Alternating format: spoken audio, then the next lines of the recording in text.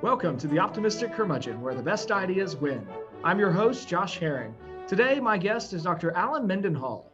Dr. Mendenhall is an Associate Dean and the Grady Rosier Professor in the Sorrell College of Business at Troy University. He's also an Associated Scholar with the Ludwig von Mises Institute and the Publisher and Editor-in-Chief for Southern Literary Review. He's also the author of several books, including Writers on Writing, The Southern Philosopher, Collected Essays of John William Carrington, and Of Bees and Boys, Lines from a Southern Lawyer. Alan, welcome to the Optimistic Curmudgeon. Well, thanks for having me on, Josh. It's a pleasure to be here. It's so exciting to see you in person. I know we crossed paths at Acton a few years ago, but otherwise I've just kind of been following your many conferences and adventures over Facebook and other social media, but it's great to see you again. Yeah, it's good to see you too, Josh. Well, so I did want to start with that. You at least come across my Facebook feed more than anyone else with pictures with famous. I'm so people. Sorry. You always manage to snag a picture with somebody. So I'm really curious, how did that custom get started? You know, Josh, I really don't know. I can't recall like the first time that happened. But over time, I guess, I just really like people. I like getting to know people. I like hearing their stories. I just did a Myers-Briggs recently, and I was an ENFJ, and it was like extreme extrovert. And so I don't know. Maybe it's just I like being around people. I like being in large crowds. I like talking, and so maybe it just has something to do with that. I enjoy having fun with people, and I'm sure this was just a practice that emerged from that aspect of my personality. I don't know. Well, it certainly seems to have taken to a lot of different things. I was looking through your CV earlier today, and you seem to bring together a bunch of different fields. You have writings in law, business, literature, and policy. Tell us a little bit of your story. How did you end up instead of doing the seemingly typical specialization thing, you've kind of become more of a generalist in a lot of ways. So tell us a bit about how you got there. Well, in many ways, I'm fortunate that I get to be an adamant generalist. I don't have to do the typical disciplinary specificities where you have to establish yourself in the field and write X number of peer-reviewed journals in order to get tenure. I've never really cared about chasing tenure. That's never been my goal. I have been passionate about learning and disseminating ideas, and that's my first priority. And as a lawyer, I don't have to be in higher ed. I can fall back on the law. In fact, in some ways, it's a more lucrative profession than being in higher ed. But so I don't have to play the so-called tenure game, and I get to just follow my curiosities where they lead. If I find myself reading a pattern of articles in a particular area, I will follow those interests wherever they go and write about whatever I want to write about. And, it's one of those things where sometimes the phrase, I'd rather know a little about a lot than a lot about a little. And too many people in higher ed know a lot about a little and a little about a lot.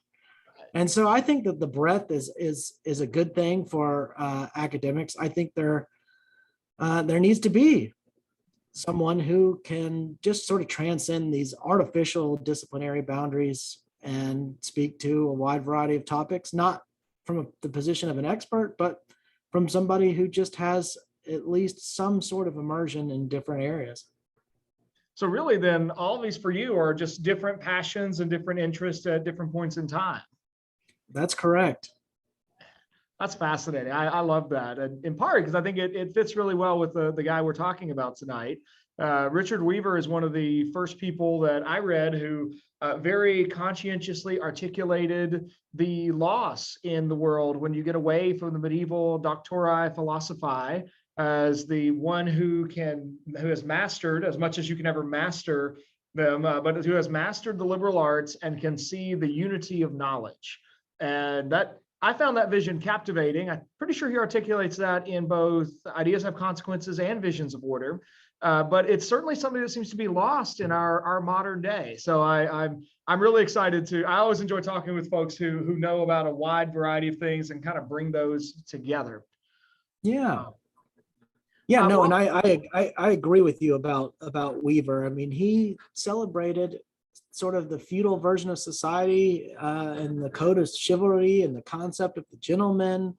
And in some ways, he favored a medieval Christian society with all the community and the rootedness to the land that would entail. So he's an interesting throwback, I'd say. Not necessarily in his own era. He was just he was a contemporary of the Southern agrarians, but the Southern agrarians themselves were a bit of a throwback to sort of the romantic periods of medievalism and the legends of Arthur and his knights and all of that.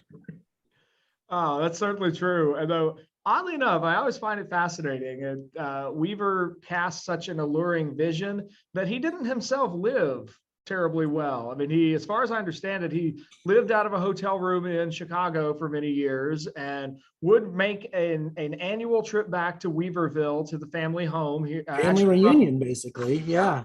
Annual family reunion. And he would give talks, little lectures at the family reunion. And that would people, I mean, that was sort of a CV for him. I gave my lecture at the family reunion because they were academic talks. I mean, my family reunions aren't like this, but his apparently involved like sort of high level discussions.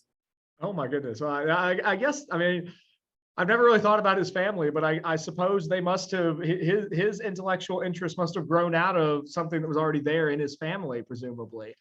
It could have been that, or it could have been like, here goes Uncle Richard again. I don't know.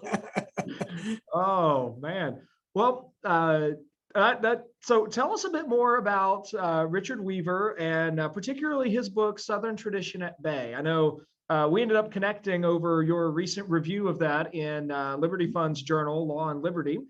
So walk us through that book, and why did Regnery decide to republish this book from the 1950s? Why republish that in 2021? Okay, well, I'll try to take those one piece at a time. First, on who was Richard Weaver. I mean, Richard Weaver was principally an English professor at the University of Chicago. He was a rhetorician, really. He had earned a bachelor's at the University of Kentucky. He did a master's degree in English at Vanderbilt University, which is where John Crow Ransom was, among others. John Crow Ransom supervised his master's thesis. He taught at Auburn University and at Texas A&M briefly. And by the way, those two teams just played each other in SEC football this weekend with a result that was not to my liking. And then Weaver went and got a doctorate from LSU. And at that time, Clanth Brooks and Robert Penn Warren were there, as was Eric Vogelin. And he actually did his dissertation under Clanth Brooks. And that dissertation was titled The Confederate South, 1865 to 1910, with the subtitle of A Study in the Survival of a Mind and a Culture. And that dissertation is the book you just mentioned. And it was published posthumously. But at times when you're reading the Southern Tradition at Bay, you might find yourself wondering what the focus is and why. I really wish that the publishers at Arlington, I guess it was at the time, had retained that dissertation title, because it would have clarified what Southern tradition Weaver was referring to. I mean, he was chiefly referring to sort of white Southern culture in the 11 states that had made up the Confederacy. Had that clarification been there, I think, there would be less complaint about, well, Weaver doesn't define the South here. Weaver's not telling you what geographical boundaries and regional specificities we're dealing with. Well, he's not, because that was all in the title, and you didn't need to look anywhere else. You just sort of knew that, okay, by South, this is what he means. He's talking about these particular states and the regions contained within them. But the book essentially argues that the main argument of the Southern Tradition at Bay is that the South is a distinct civilization or culture. But I think civilization is the term that is critical here, because it is something more than just a culture. A culture is just a part of civilization. All of the institutions that follow from culture are involved in a civilization. And what Weaver is really trying to do is define the South during the periods specified in that and that subtitle, those years that frame his the period that he's trying to discuss. And it's an interesting argument because at times you think that Weaver is being merely descriptive, but then he will color things in a way that makes you sort of wonder whether he is letting his own approval or disapproval, as the case may be, shine through.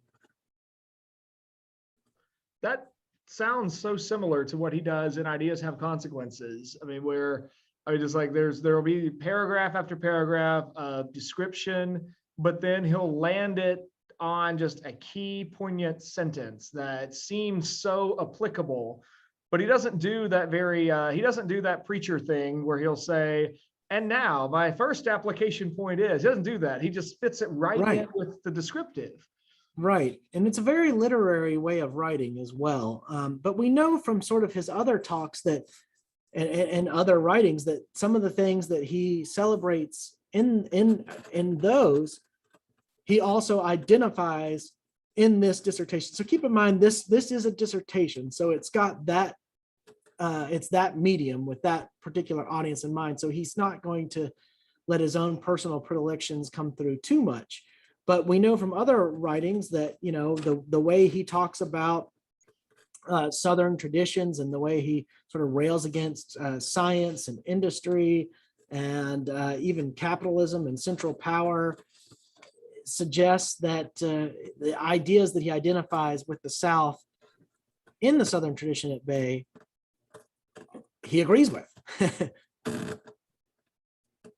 Well, tell us a little bit more about those, because I think I suspect that for most of our audience, assuming this episode has some listeners, but most of our audience has probably not read much of Weaver, and they probably also don't run into very many people today who conscientiously advocate appreciating the Old South. And I think Weaver is one of those places that I appreciate him sounding that kind of minority view. I think most folks today want to look at the Old South and they begin with condemning the South for the obviously inhumane practice of slavery. But Weaver doesn't do that. He seems to start with, I mean, the things that come to my mind without having read this particular book are he talks about kind of a slower pace of life, being more attuned to the seasons. And I assume something of his views about distinction and hierarchy probably come in. But tell us a bit more. What did Weaver appreciate about Southern culture that he thought was worth recognizing? Well, so Weaver was disenchanted with industrialism and commodity culture and believed that the busyness and materialism of the American way of life had deprived us of something spiritual as human beings. And he felt that a return to the more agrarian way of life had a localizing or a sort of unifying force to it. And so he identified with the Southern tradition as a place that was local, that was rooted, that had an organic growth to it, that could trace its lineage back to old Europe, that had continuity to it. And, you know, he was somebody that really would not have liked conservatism as it was expressed from, say, 1960s, around the time of his death, really, and up through the Reagan era and up until recent years, really, that sort of embraced free markets and you know, open economies and things such as that. That wasn't really his view of conservatism, and he was a conservative and wrote for conservative publications and identified as a conservative later in life. He was a socialist actually as an undergraduate before coming to some of these views. And sort of like a Eugene Genovese, who was a Marxist, who himself identified a lot of economics in the Southern agrarian ways that he admired. But you're right to identify sort of the natural hierarchy as being part of his view. I think he also was somebody who despised political abstractions. He was something of a realist and said that the North was something that was represented by Thomas Paine, or somebody that's going to give you rhetorical flourishes about grand abstractions and sort of radical innovations and newness, whereas the South was the doctrine of Edmund Burke and gradualism and incrementalism and rootedness and human fallibility and the organic nature of society and all of these sorts of things.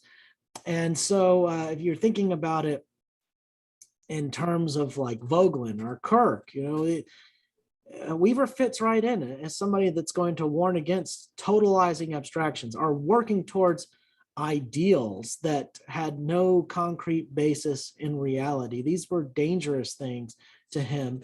And as a historian, he saw that all of our current conditions are necessarily evolved from previous conditions, and that there is always a line of thought or things that can be traced back. And he wanted to discover where do things come from, was not somebody who was looking forward to the unknown or championing things that hadn't been tested or tried. He was, in that respect, something of a fallibilist, somebody who wanted to rely on the information and data that had been given to us through the centuries, rather than somebody that wanted to carve out something entirely new. Like even Emerson, he was always looking back to pour old wine into new wineskins, but a lot of those transcendentalists were not. They wanted to carve out something radically new and distinguish the United States or America, in their view, the America from the old view of Europe, and that was not the way of Weaver. I think that is really intriguing. Would you connect him to Wendell Berry at all? Sure. I think Wendell Berry is sort of a great example of somebody who, whether wittingly or unwittingly, has inherited Weaver's principles and modes of thinking. Absolutely. And I should say, Weaver was not just uncritical of the South. He criticized aspects of Southern culture. In particular, he thought that Southerners were a little bit too Philistine, that they didn't develop great cultural taste. And I think he was irritated that Southerners always tried to defend themselves by legal and constitutional arguments rather than by literary or philosophical expression. And that had they argued through imaginative literature, they would have had a more compelling or captivating story. That is oh man, what a world that would have been. I mean, I have trouble even imagining what that imaginative literature would have been. I mean, or what that, well, I take that back. Well, it's before because the period he's covering is before the Southern Renaissance. And then you get the Southern Renaissance and you get all kinds of figures emerging, and most notably William Faulkner. Mm-hmm. I mean, so if Faulkner or Flannery O'Connor had been perhaps a century or maybe 150 years earlier, Weaver would have looked at someone of that ilk to kind of be the poet prophet of Southern culture. Yeah, and I think he would have thought someone like William Gilmore Simms or something was sort of the summum bonum of Southern literary culture, but he was underappreciated because it was just the general Southern culture that did not appreciate the letters as much. It wasn't that we just completely lacked those minds. It was that we were just too enthralled with political and constitutional arguments. It was people were going to look to John C. Calhoun to make his legal and political arguments before they would look to a Simms or something like that. Well, that's really interesting. Which I think is just perhaps it's self-ironic that Weaver ends up spending most of his adult life in Chicago, far away from the agrarian South. But that's true. And by the way, he didn't have very many friends either. He sort of lived a lonely, isolated life. But it was, I went through a bit of a crisis in loving Weaver, and then I ran into Brad Berzer at a conference a couple years ago, right after he had finished writing his biography of Russell Kirk. And Berzer told me some stories about Weaver's personal life that I was just like, I couldn't quite square with the man I thought I had been reading and appreciating. It was my own moment to realize that, like, the ideas can be true, but that doesn't mean that I'm going to emulate everything that this guy believes. And if there's that much dissonance, then I need to go back and consider, maybe there is something about, maybe there's a reason we shouldn't all be Neoplatonists. I mean, there's some disconnect there. Yeah, and I think that goes for a lot of intellectuals, whether they advocate conservative ideas or not. Sometimes intellectuals living a life of the mind tend to separate themselves from the. Now, you mentioned earlier, you connected Weaver to Voegelin and Kirk, and I wonder, I've thought for years that Weaver kind of sits in between them as a stylist. So just as a writer, they're like, Kirk is very popular in his writing. He's very accessible. Voegelin is almost impenetrable. And then there's Weaver, who sits just in the middle with these beautiful, complex sentences that I can understand if I spend long enough on them. Would you agree with that analysis, or how would you describe them? No, I think that's accurate. And remember, Weaver was a rhetorician, so he liked to arrange his sentences in unique and creative ways. And he could turn a phrase, and he could say what you and I would say in a very simple sentence in a more complex way, but in a very rhetorically delightful way. I don't know how else to put it. He had an ear for the musicality of language and was able to capture things like alliteration and assonance and to do things with commas that make you sort of pause. It was rhetorical acrobatics in a lot of ways, but it wasn't complex, not complex at all. It was, simple sentences, but just very well put. Mm-hmm. I wonder if we could shift maybe perhaps away from Weaver's vision of the South to a discussion of the South today. Sure. As a scholar of Southern literature and and at least if I understand it, you're in Alabama currently, right? I am, yes. I've lived in Alabama since 2013, but I was born and raised in Georgia, had family ties to Alabama. Well, so as a lifelong liver in the South, give me your thoughts on the South in the 21st century. Is there still a discernible Southern culture? Is it a meaningful thing to call oneself a Southerner? What are your thoughts on that today? Well, I think the answer is yes, but I do think the distinctiveness of Southern culture is diminishing. But when I just try to come up with like a list, let's say, of things that are sort of unique to the South, they're not totally unique to the South. I mean, people do them in other regions, but they are huge in the South. And it's, anything from, distinct cuisine. I mean, we eat grits and fried chicken and collard greens, and we do this all the time, and we love doing this. And we watch college football. I mean, college football is sort of a reenactment of war right there. I mean, it sort of comes right out of the Civil War. You've got one side and the other side, they line up in their offensive or defensive positions, they march forward, they get into one field zone or the other field zone, and it's just sort of manufactured warfare. The South remains a conservative region for the most part. It still has large pockets of the Bible Belt and evangelical culture. It's got country music, jazz music, soul music. And these are things that whites and blacks and Hispanics all share. It's a place where fishing and hunting are the extracurricular activities of rich and poor. Doesn't matter how rich you are in the South, you're going to go hunt or fish. Doesn't matter how poor you are in the South, you're going to go hunt and fish. It's got a distinct architecture. The Atlanta Braves for a long time were the only baseball team down here. Congrats to them for winning the World Series this year. NASCAR, golf is popular because of the warm climate year round. Politics, everybody seems to be obsessed with politics. And although I would say manners are on the decline in the South, in particular in the urban centers, I think decorum and manners are still important to many people, in particular in Christian communities, but also in more of the rural areas of different states in the Southeast.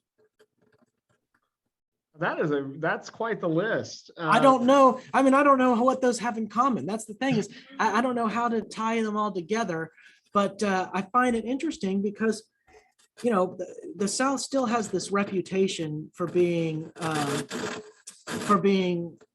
you know, racist or for struggling with race relations.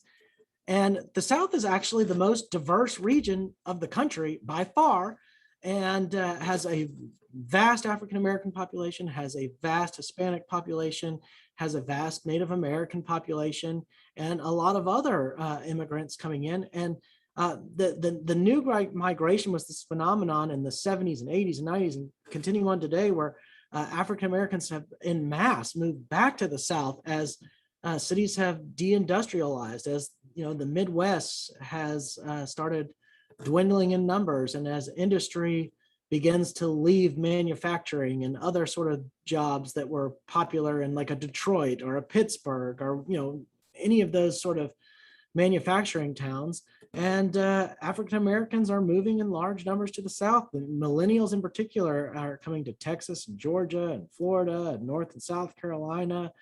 And the demographic shifts are changing. And but nevertheless, there still seems to be a fixed part of Southern culture, because all these communities have in common Christianity, for one. I think that you know, Hispanics bring a more Catholic tradition than what was traditionally Protestant among whites and blacks in the South, but they all bring a Christian culture. They're all sort of fundamentally conservative at root, regardless of whether they vote for Democrats or Republicans. They tend to you know, stress traditional family units. I know fatherlessness is a particular problem in the African American community, but the ideal of family and you know, family reunions and the importance of the family unit, those are all tremendously characteristic of African American communities in the South. And so I think that that race relations in the South are in many ways better than they are in other regions of the country. But for stereotypes that continue to persist in popular media, and for political reasons, because the South has the most red states and the media tends to lean left, you'll see media targeting the few incidents that happen that are sort of rightly so, of national worthy of national attention. You see those, whereas those things may go on in other regions of the country and not receive the same degree of scrutiny.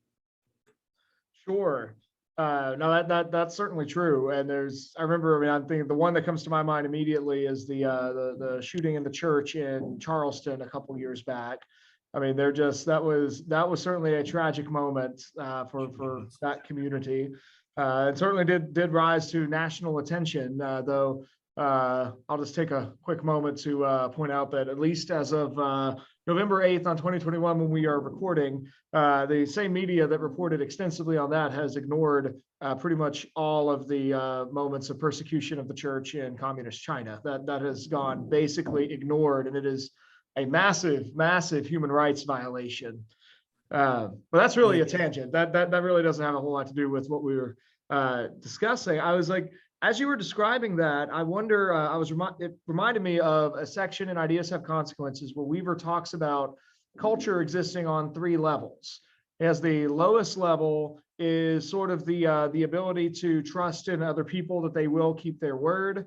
And that's sort of what requires us, that's necessary for basic economic interaction. But then there's a secondary level above that that's operating on the level of ideas, that we share common ideas and we're able to kind of participate in higher levels of cooperation. But he talks about the largest level of culture being, his phrase was the metaphysical dream, that for men to cooperate together in a culture, they have to share in this ultimate vision of kind of I mean, in a very Platonic sense of like the nature of the forms and the nature of ideas.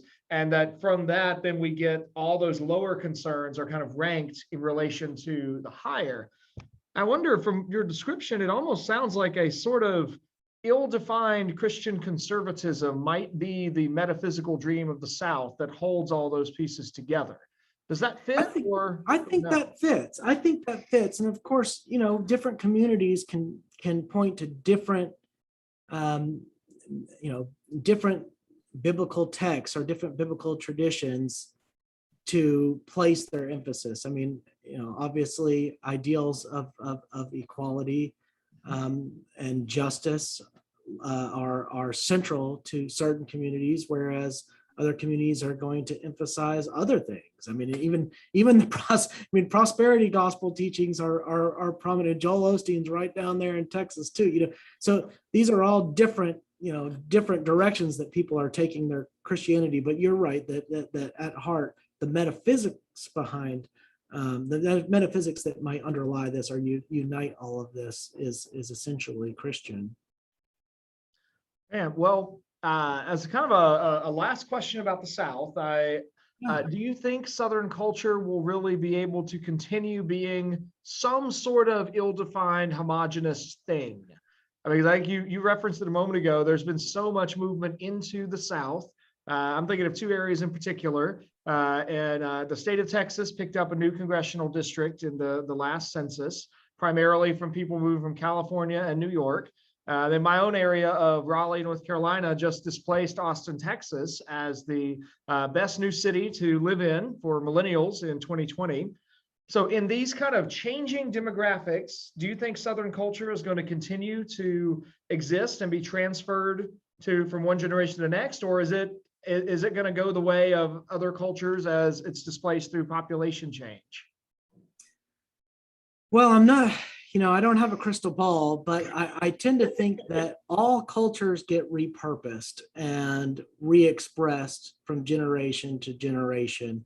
And I don't think you ever entirely lose a culture in at least residual form. So some manifestation of Southern culture will continue to be with us. But I find that people moving to the South, a lot of them, I mean, and population is exploding. Things are going well down here. Things are pretty good. Our economy is picking up. We were not locking down during COVID, and life is improving in the South, and it's declining in a lot of other places. And I find that a lot of people that I meet who are moving from places like New York and New Jersey are coming here to escape those places. They want to get out of those places. They don't want to be there, and they're looking for places to go that fit their beliefs and what they, their quality of life, and they're finding it down in the South. And so I find that interestingly enough, Southern culture is being preserved, but not necessarily by Southerners. It's by people who are coming here because they appreciate those ways of life, and maybe are embracing it more passionately than people who took it for granted because they just lived here and grew up here. So I do think that Southern culture, I don't know what it necessarily will look like, but I do think it will persist in some form. And I actually think it's starting to flourish and thrive, but in some ways having shed the bad stuff. I feel as if, a lot of the racism and all the badges and legacies of slavery that burdened the South for so long, while they are definitely still here, are way less severe than they used to be, and in particular among these Gen Z and millennial people. I mean, it's just totally different. I went to a big pro-life banquet last week, and the room was maybe 60-40 white black, and everyone was together. And it just shows a pro-life position is not a Democratic Republican issue down here in Alabama, right here at the state level. It might be when the national political parties and all the corporations start coming in with all their money and trying to disrupt things. But right here on the local level, you go to a pro-life banquet in Montgomery, Alabama, and you're going to see blacks, whites, Hispanics, all there, all in support of pro-life causes, and in particular, in this case, I'm thinking of a particular organization. But those categories that we're taught to think in and by the media, Republican, Democrat, conservative, liberal, a lot of our sort of cultural conservatism in the South cuts across those labels in ways that complicate them. And the media, the media is sort of asinine these days, and there's no good way to tell those kinds of stories in a sound bite. Of course. I think it's so interesting, or I feel like I've used the word interesting or maybe ironic several times tonight, but Yeah. ironic fits here, that the side that if we look at politics kind of in a polarized position, that the side that claims to be the position of tolerance has actually ended up embracing a lot more institutional racism in various capacities. I just last week, I was at a dinner with the James Martin Center for Academic Excellence. They hosted Gail Hero to speak about the problems of race-based admissions in higher ed. And these are the very colleges and universities that have trumpeted diversity and tolerance, that have themselves embraced a sort of tacit racism in their admissions. While at the same time, you have the opposite side that is characterized as being racist, actually looking at the foundations of the human person and human dignity, and creating the conditions for people to really come together around true convictions and come together in a beautiful plurality. I think that's a great sign for our republic, for sure, that's what you're seeing in Alabama.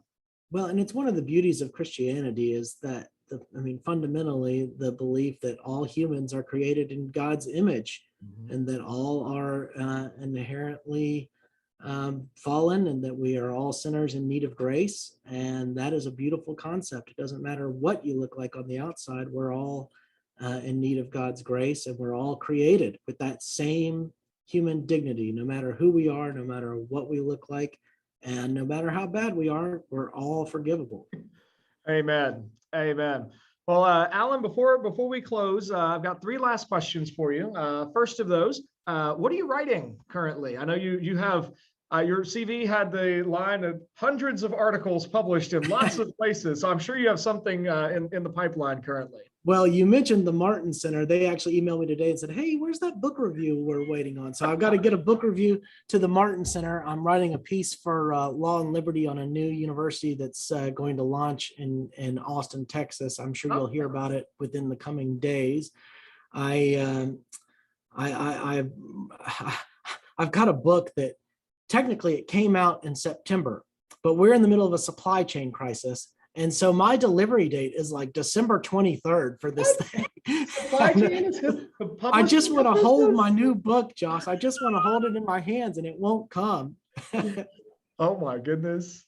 Well, what is your new book? Because by the time this episode airs, it'll be sometime in January or February. So hopefully, oh, good. So somebody might actually buy it. Well, it's Shouting Softly: Lines on Law, Literature, and Culture, and it's St. Augustine's Press.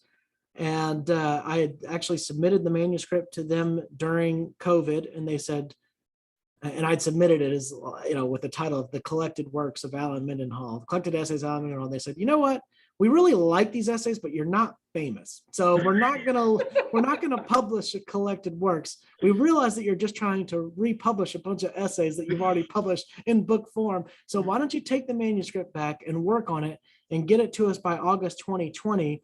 And we want you to separate the sections into law, literature, and culture, separate the essays that way. We want you to synthesize them so they're no longer just these little standalone essays. We want you to tie them together, add to them, make them more robust, work on them." So it took a long time. So what was due in August 2020 actually got submitted in August 2021. I'm just so glad that the editors there at St. Augustine's Press were just very, very patient with me and gave me a year-long extension on my deadline. But yeah, I'm excited to see it come out too. It's got a big bow tie on the cover, which I was excited. I didn't choose that. Somebody else chose that. It's perfect.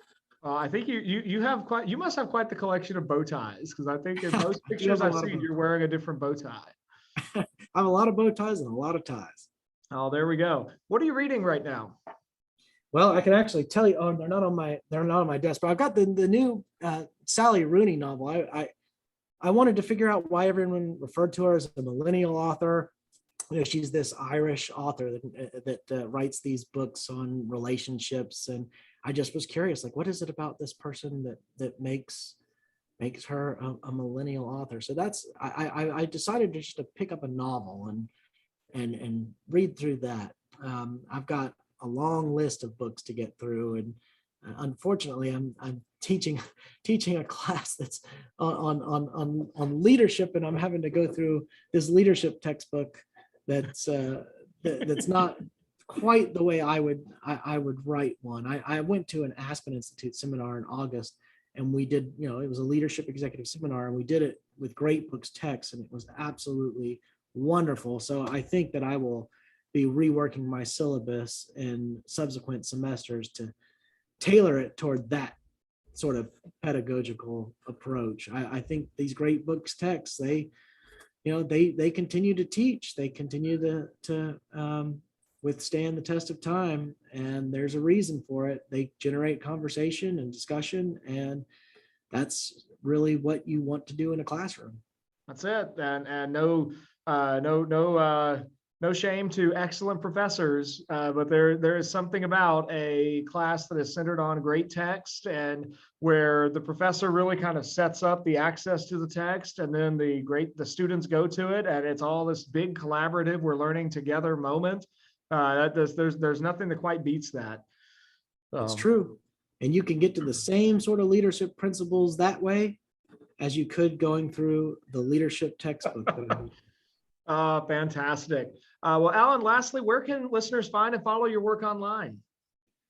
I guess, Josh, the easiest way is probably just my website, which is just myname.com. So alanmendenhall.com. That's probably the easiest way. I mean, you can follow my my Twitter and Facebook posting by looking at those pages, but it gets out of control. I've got this long list of websites I go through every morning here, Josh.